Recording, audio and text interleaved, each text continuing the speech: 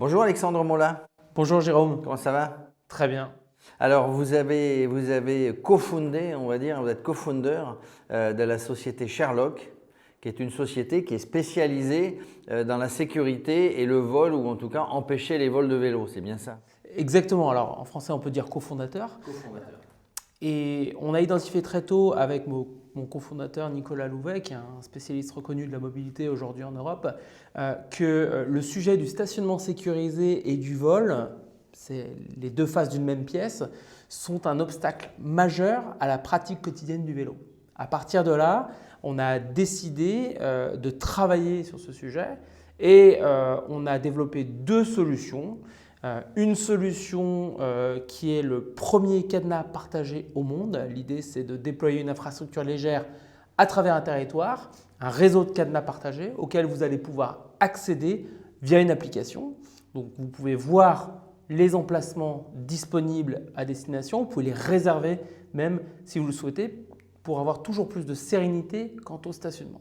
En parallèle, on a aussi développé une assurance contre le vol de vélo qui permet là encore d'apporter de la sérénité autour de ce sujet du stationnement sécurisé. Alors, on reviendra sur l'assurance. On parle des bornes, si on les voit. Donc, c'est des bornes que vous installez. Vous voyez ça avec les collectivités. Première question d'abord.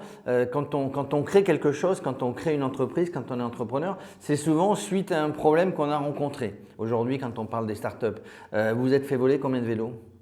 J'ai volé plusieurs vélos dans ma jeunesse notamment, mais à la base, il y a quand même une expertise de Nicolas Louvet, mon cofondateur, et moi-même. Nicolas Louvet a pendant plus de 20 ans accompagné les collectivités, pouvoirs publics, Ville de Paris, Métropole de Nice, ministère de la Transition écologique, mais aussi des grands groupes, Engie, Transdev, RATP, SNCF, sur les sujets de mobilité. C'est fort de cette expérience qu'il a remarqué qu'il y avait un vrai sujet aujourd'hui. C'est-à-dire que depuis plusieurs années, il y a une tendance forte avec toujours plus de vélos qui sont toujours plus beaux, toujours plus électriques, toujours plus chers. Il y a aussi un retour à la possession. On parle beaucoup de mobilité partagée. La vérité, c'est que 95% des trajets de mobilité douce sont faits avec un vélo ou une trottinette personnelle. Donc les gens préfèrent avoir leur propre vélo parce que c'est plus confortable, il nous correspond mieux, on s'y attache aussi. Mais dans ces mêmes études, il avait remarqué que le sujet du vol et le sujet du stationnement étaient l'obstacle à la pratique au quotidien. Alors effectivement, quand on se balade en vélo, quand on va quelque part, on n'est pas sûr de trouver un endroit pour pouvoir attacher le vélo, d'où l'idée géniale de venir installer ça, vous traitez avec les collectivités, de venir installer la borne sur des infrastructures existantes. Mais on y reviendra. Le deuxième truc, c'est de dire est-ce que je vais retrouver mon vélo à la sortie? Cette borne-là, donc votre borne qui vient s'adapter directement sur l'infrastructure existante, réunit ou en tout cas va corriger les deux sujets problématiques. Ce qui est important ici, c'est qu'effectivement, comme vous l'avez dit Jérôme, on utilise une infrastructure existante. C'est-à-dire qu'on peut déployer relativement facilement cette solution puisqu'il n'y a pas de génie civil derrière. Ces potelets, puisque ça s'appelle un potelet, vous en voyez absolument partout dans la ville. Ils sont là à l'origine pour protéger, pour éviter que les voitures ne se garent sur les trottoirs. Nous, on redonne une utilité à cet actif dormant. Cet actif, le potelet, n'est pas un stationnement aujourd'hui. Donc, on crée du stationnement vélo incrémental, c'est-à-dire qu'on vient compléter l'offre de stationnement existante. Ça, c'est très important. Et enfin, pour la collectivité, point extrêmement important, on va proposer une solution d'aide à la gestion de l'espace public puisque l'idée c'est de contraindre entre guillemets le stationnement à des endroits choisis. C'est-à-dire qu'au lieu d'avoir des vélos garés sur des barrières, sur des poubelles qui gênent tout le monde de manière un petit peu anarchique, et bien ici on va dire, puisque le plan de déploiement est défini en partenariat avec la collectivité, en fait, on va pouvoir choisir où est-ce qu'on envisage d'avoir des vélos parqués. Par exemple, on ne les met que sur des trottoirs de plus de 2 mètres.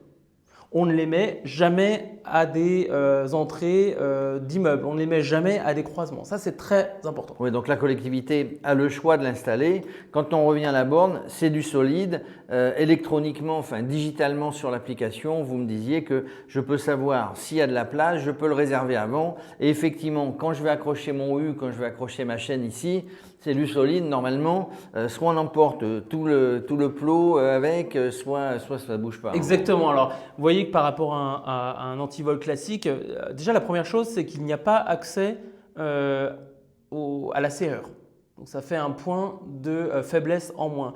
Deuxième chose, le U que vous voyez là, c'est un U de classe SRA, c'est-à-dire que c'est un U pour protéger les motos à la base, en l'occurrence les motos Triumph. Donc c'est ce qui est le plus costaud en termes de U. Enfin, comme il est bloqué dans notre dispositif, celui qui voudrait libérer un vélo en sciant ce U, il est obligé de le scier 2 fois.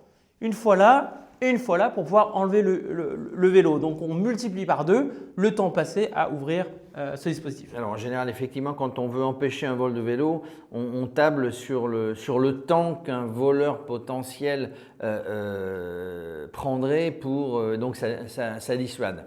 Malgré tout ça, donc vous, vos clients, ce sont les collectivités, ce sont les villes. Il y a de plus en plus de villes qui mettent en place des politiques mobilité douce, etc. Donc il y a un boulevard pour développer ça. La deuxième activité, vous venez de le lancer, c'est l'assurance, parce que aujourd'hui, il y a énormément de villes, que ce soit en France, à l'étranger. Je discutais avec le maire adjoint de Strasbourg, qui était la première ville cyclable il y a quelques années. Sa vraie problématique aujourd'hui, c'était justement le vol du vélo. On va à Montréal, c'est pareil. Je ne sais pas si vous cherchez à vous implanter à Montréal, mais c'est une vraie difficulté aussi. Donc vous êtes passé à l'étape, la deuxième étape, c'est l'assurance et protéger son vélo, même de manière minime. On s'aperçoit qu'il y a peu de vélos, que ce soit le petit vélo ou le grand vélo très cher, qui sont assurés. Tout à fait, vous avez plus de 92% des vélos qui ne sont pas assurés.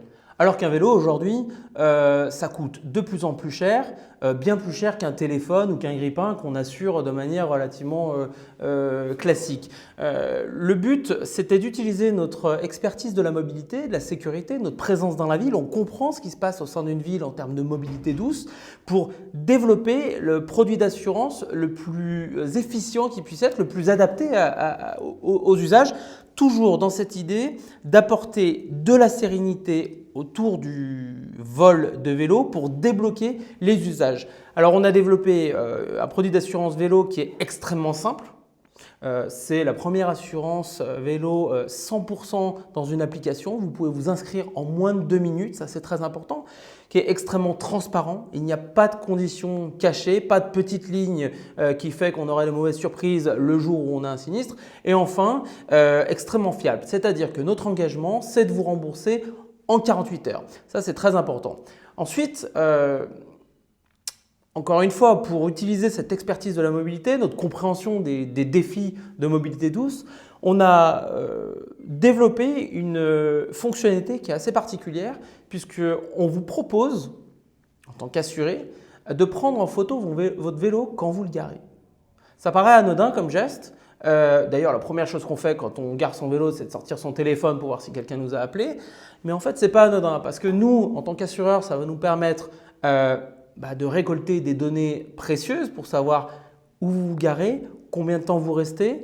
En cas de dommage, en cas de sinistre, on va pouvoir également vérifier facilement si c'était le bon vélo, si c'était le bon cadenas, si le vélo était bien accroché à un point fixe comme on l'exige, ce qui fait qu'on va avoir un traitement des sinistres beaucoup plus efficient.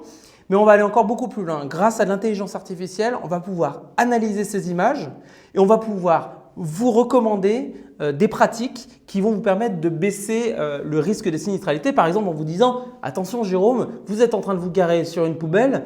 On sait que la sinistralité associée à une poubelle, elle est bien plus élevée alors qu'à 20 mètres, vous avez un arceau vélo. Allez plutôt sur l'arceau vélo. » Donc le but, c'est d'analyser toutes ces données et de les rendre à l'assuré sous forme de conseils, aussi de processus antifraude, toujours pour baisser la sinistralité et encourager les bonnes pratiques du cycliste. Oui, alors c'est ce que j'allais dire. Donc déjà, l'assurance, le conseil, c'est important. Rassurez-moi, il ne faut pas, pour pouvoir bénéficier de l'assurance, il ne faut pas qu'on soit accroché à une bande Sherlock. Notre assurance, aujourd'hui, est disponible pour tous les cyclistes, qu'ils soient utilisateurs de notre service cadenas connecté ou pas. Et ça, c'est très important. Toute l'idée de l'assurance Sherlock, c'était de se dire on ne va peut-être pas déployer notre solution dans toutes les villes en termes de cadenas. Même dans les villes où nous sommes présents, il y aura sûrement des gens qui préfèrent avoir leur propre U. Et ces gens-là, on veut quand même leur apporter de la sérénité autour du sujet du vol. C'est pour ça qu'on veut développer une assurance puissante qui réponde vraiment aux attentes des cyclistes aujourd'hui. Ben voilà, en termes de sécurité, si vous voulez être, allez, on va pas dire à 100% parce qu'on n'approche jamais la perfection, on n'est jamais en perfection, mais on s'en approche. Ben voilà, l'assurance Sherlock et les bornes, si vous en trouvez dans les villes dans lesquelles vous habitez, dans lesquelles vous vous baladez, c'est une des meilleures solutions sur le marché, sinon la meilleure, pour ne pas se faire voler son vélo. Merci Alexandre. Merci beaucoup Jérôme.